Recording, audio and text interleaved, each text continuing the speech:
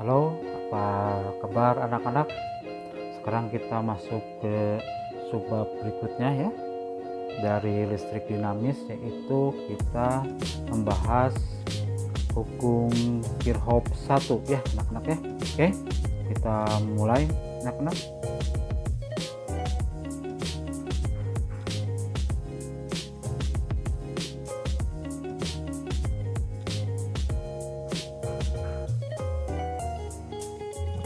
Nah, ini hukum Kirchhoff ke-1. Isinya itu dalam bentuk kalimat itu, jumlah kuat arus listrik yang masuk ke titik cabang sama dengan jumlah kuat arus listrik yang keluar dari titik cabang, atau dirumuskan dengan sigma I dalam kurung masuk ke titik cabang sama dengan sigma I dalam kurung keluar dari titik cabang. Yang seperti huruf M itu dibacanya sigma ya. Oke, kita teruskan. Nah, seperti ini contoh soal dan pembahasannya. Perhatikan gambar, hitung besar arus listrik I1 berapa ampere ya. I1 berapa ampere. Berarti yang harus kalian perhatikan di sini adalah perhatikan titik cabangnya ya, harus ada titik cabangnya.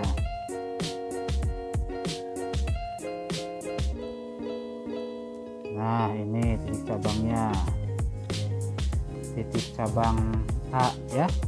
Kemudian setelah itu perhatikan arus yang masuk dan yang keluar dari titik cabang.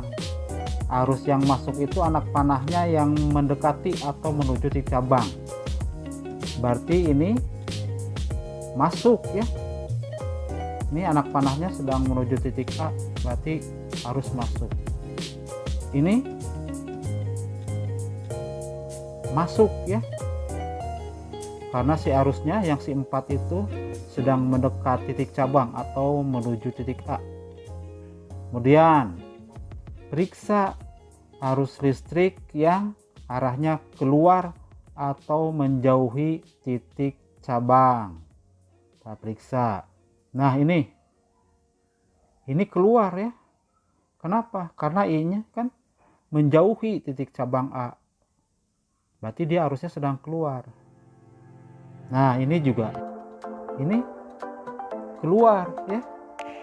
Kenapa keluar? Karena si arusnya ini nih sedang menjauhi titik cabang atau keluar dari titik cabang A. Berarti arus yang masuk adalah I1, I4, arus yang keluar adalah I2, I3 ya. Oke. Sekarang kita masuk ke perhitungannya seperti apa. Oke, masuk ke perhitungannya. Rumusnya jumlah arus yang masuk sama dengan jumlah arus yang keluar dari titik cabang ya kan. Berarti sigma I yang masuk ya kan, yang masuk sama dengan sigma I yang keluar dari titik cabang. M disingkat masuk, K disingkat keluar ya.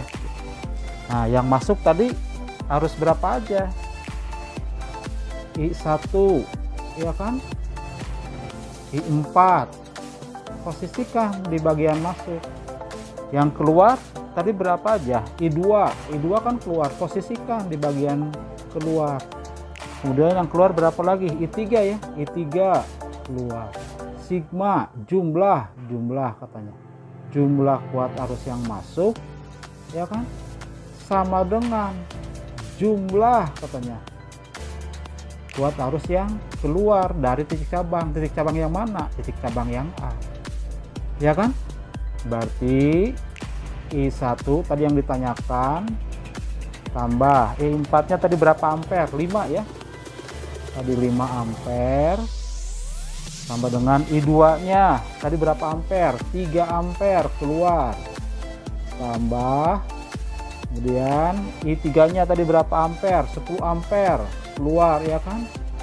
Berarti I1 tambah 5 ampere sama dengan 13 ampere ya. Berarti I1 nya adalah 13 kurang 5. Berapa tuh 13 kurang 5? 8 ya. 8 ampere masuk, ya kan? Lihat arah anak panahnya kan. Berarti jawabannya adalah I1 adalah 8 ampere masuk atau menuju titik cabang A. Begitu. Oke. Kita koreksi yang berikutnya. Coba. Nah, ini. Kalau tadi titik cabangnya ada 1. Sekarang titik cabangnya ada 2. Yang mana itu? Berarti titik cabangnya titik cabang A, titik cabang B. Jadi ketika kalian mengerjakan hukum Kirchhoff, perhatikan titik cabangnya ya. Kabel-kabel yang kontak langsung dengan titik cabang yang dimaksud itu yang dimasukkan ke dalam hukum Kirchhoff ya. Yang tidak kontak langsung tidak dimasukkan dalam perhitungan atau rumusan hukum Kirchhoff ya. Hukum Kirchhoff pertama ya. Oke, nah sekarang kita periksa. Titik cabangnya udah ada ya, udah jelas. Saya kasih tanda warna merah A dan B. Kemudian arus yang masuk, arus yang keluar. Nah, di sini yang ditanya adalah I4 ya, I4. I4 berapa ampere? I4 berapa ampere? Jadi di sini kita gunakan titik cabang yang A ya, titik cabang yang A. Kalau kita gunakan titik cabang yang B, nanti ada data yang tidak diketahui. Yang I5 itu belum tahu, jadi nanti nggak bisa terselesaikan dalam persamaan hukum Kirchhoff satunya. Berarti tinjau titik cabang A ya, berarti yang masuk. Oke, kita kasih tanda yang masuk. Yang masuk itu artinya mendekati atau menuju titik cabang A. Nah, ini masuk nih ya, ini masuk nih. Nah, masuk ya kan, anak panahnya mendekati titik A, titik cabang A. Yang keluar anak panahnya yang menjauhi ya kan, yang menjauhi atau yang meninggalkan titik cabang A ya kan. Kita koreksi yang mana itu, kita koreksi. Nah, ini kan keluar nih. Nah, ini kan keluar nih. Nah, ini keluar. Kenapa keluar dia? Karena titik cabangnya, karena anak panahnya menjauhi titik cabang A ini, meninggalkan. Bagaimana dengan ini? I5. I5 tidak kontak langsung dengan titik cabang A. Jadi ini tidak digunakan dalam perhitungan. Jadi dalam rumus Kirchhoff-nya yang dimasukkan ke dalam rumusnya adalah mana? I1 ya kan, yang ini, I2 yang ini, I3 yang ini, I4 yang ini jangan ya. Berarti I1 masuk, I2 keluar, I3 keluar, I4 keluar ya. Kita kotret sekarang. Nah, kita gunakan tadi udah tahu titik cabang ya kan, kemudian arah arusnya. Berarti rumusnya adalah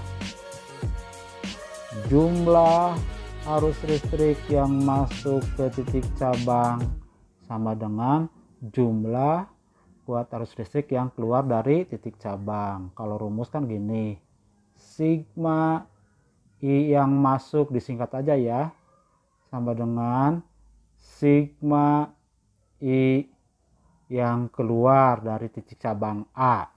Oke, yang masuk. Tadi I berapa yang masuk? Posisikan di bagian rumus I yang masuk. I1 saja ya tadi ya. Berarti I1 tuh yang masuk. Sama dengan yang keluar tadi berapa aja? I2 ya kan?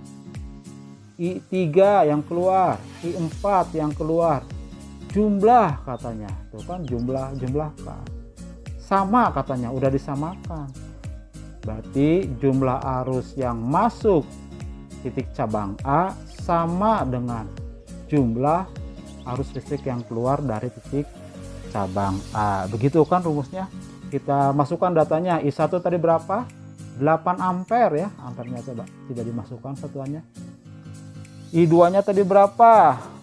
4,5 ya kan, 4,5 ampere tambah, kemudian I3 nya berapa tadi? 1,5 ampere tambah I4 tadi yang ditanyakan. Nah I4 berarti 8 sama dengan 5, 6 ya, 6 plus I4 berarti berapa besar tuh I4 nya tuh? 8 kurang 6 ya, berarti I4 adalah 8 min 6 sama dengan 2 ampere. Kemana arahnya I4 itu? Posisinya kan di sini, berarti I4 itu adalah 2 ampere dan keluar atau menjauhi titik cabang A. Nah begitu anak-anak ya caranya. Jadi perhatikan titik cabang, perhatikan arah arus listriknya masuk atau keluar. Jadi dari situ kalian bisa menentukan arus-arus mana yang dimasukkan atau disubstitusikan di matematikanya ke dalam hukum Kirchhoff yang pertama. Oke, terima kasih anak-anak, mudah-mudahan kalian paham.